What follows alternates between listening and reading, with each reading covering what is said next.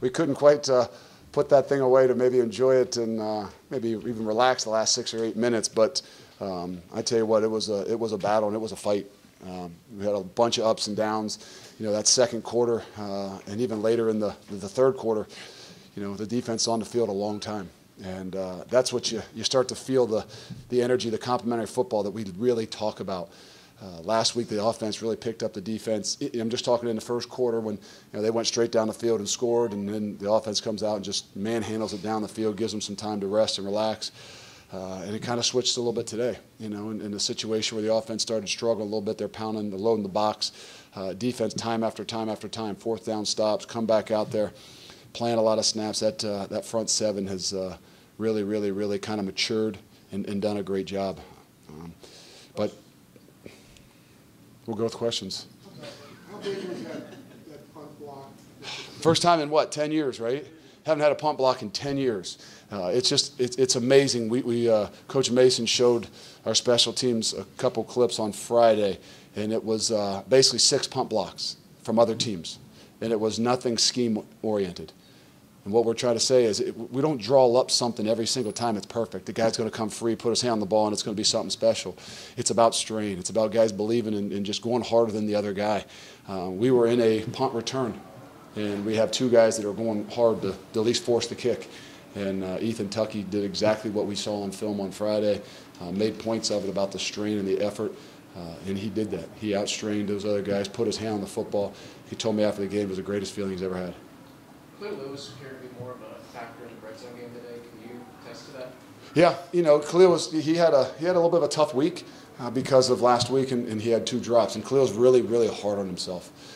We tried to get him back out of a funk on Tuesday and on Wednesday, and just because he wants to be so good, and he just has a hard time sometimes when last week in the game. I know people probably don't even remember it, but he dropped 2 touchdown passes that he believes he should have caught, and Khalil should catch him.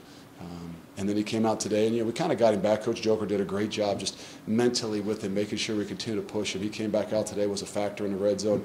Probably would have been a bigger factor had you're not been up by 16, 17 points where you're going to keep kind of taking some of those shots because that's what they're making you do. But I think that all in all, we ended up in the third quarter and the fourth quarter doing what we had to do to finish the football game.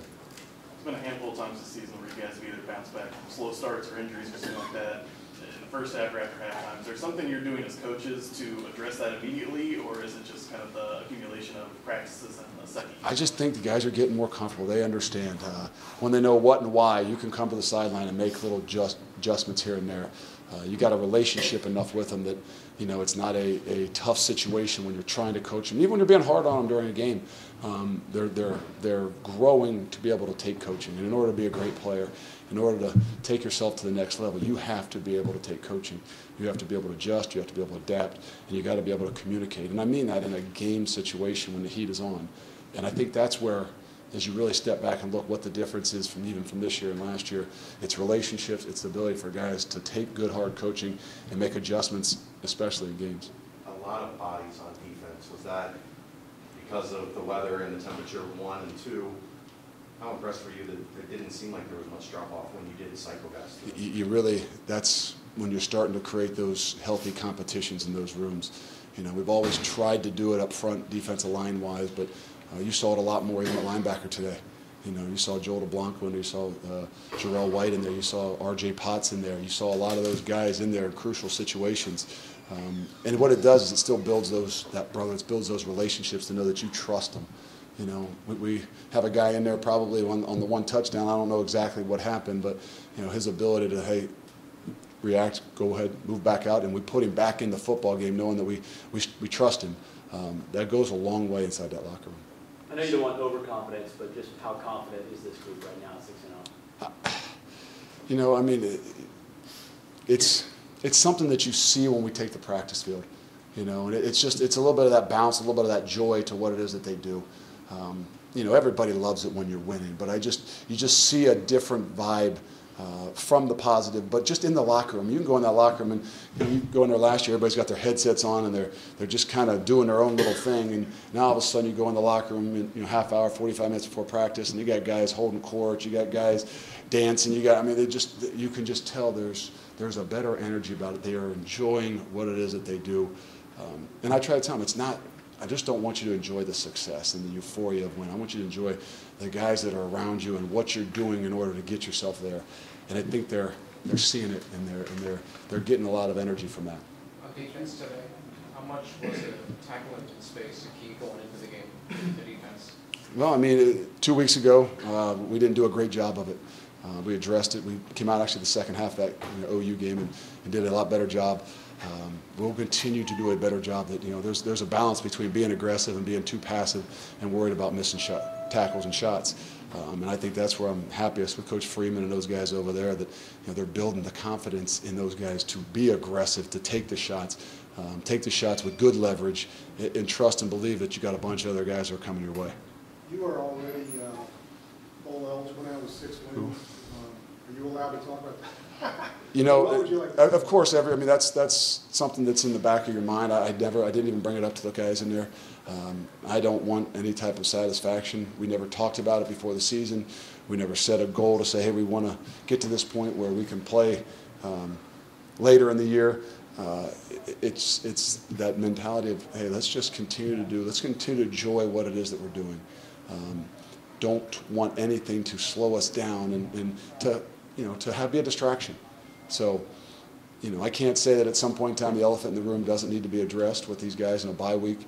I know that that's something that not only that they'll know, their parents might say something to them, but I also want them to stay hungry, and I want them to not be satisfied, and that's why we didn't put limitations on us from the beginning of the year. How do you manage that going into a bye week? The balance of letting them have a chance to enjoy what they've accomplished to this point, but also staying focused? Well, it's a good thing to try to balance because we didn't have to worry about that last year. But you know what? That's where I think that you're most excited about what you've kind of are starting to build inside the locker room. So guys will take care of it more themselves. You've talked about that hunger that fuels inside you when you have some success, as opposed to the complacency that can fuel inside you. So I told them, hey, we're going to celebrate. We're going to enjoy this. We're going to be smart. We're going to enjoy this, and then we're going to keep this train rolling. And I think that's the unique thing. Is at some point in time you say, well, you're on a roll. You don't want a bye week. You don't get to pick and choose those things. We're going to use it in the best way possible. We'll get healthy, but we'll continue to work to make sure we're ready for Temple in 2 weeks. Does it come at a good spot, though, halfway through the season, maybe some guys are banged up a little bit? Yeah, I'm sure. I mean, you can look at it. It comes at a really good time as long as we use it the right way, and I believe we will. We got some guys that got dinged up a little bit. The weather was unseasonably probably hot today. We had some guys that cramped up, Wiggins late in the game, and things like that. But we'll be smart. But there's a lot of things we know that we had a plan before the year. Okay, had a plan in place before the year of what we would do on a bye week. That way you don't flip out and change everything you do, whether you're 0-6 or 6-0. You want to be consistent. You want to have some type of plan going in place. And then not let the emotion of wherever you are during a season affect you in a bad way. So we'll stick with our plan, and it'll be a little bit livelier. It'll be a little bit more energy, and it'll be a bit funner. What would it mean for the team and for Campbell to have him out there with the captain? It's big. I mean, he asked me if he could. I said I would be disappointed if you couldn't. Those guys know what he's sacrificed to be where he is, to be back here for a 6th year, and the other things that have been going on in his life. And they know that, they respect that, and I believe that might be a little something that gave us a little edge when we got tired today. You might have to kind of get a good look at the film to fairly address this, but how do you think Jahari did? He did a good job. I mean, there's a bad snap. There's a little bit of a flinch of the football. I think we had twice there on 3rd and a half a yard to end the game. But all in all, I mean, that's a tough situation. It's not like it's in the midst of a run, and there's a lot of energy and a lot of momentum. You're taking over for a guy who's the captain of the team and probably the heartbeat of, I don't want to say the offense or the team, but for sure that offensive line. Those are big shoes, and that's a lot of pressure, and I'm happy. I'm really proud of what he's done, and I know he's going to get a lot better. Is there any update on Michael Warren? I think he rushed for like 100 and some yards and had the second longest or third longest run in school history, and I'm not sure he knew he could go that long. So I don't know. You can ask him. Jeff, get him oxygen. It's a good thing to have. It's a good problem to have. You guys good? Okay, thank you. Thanks.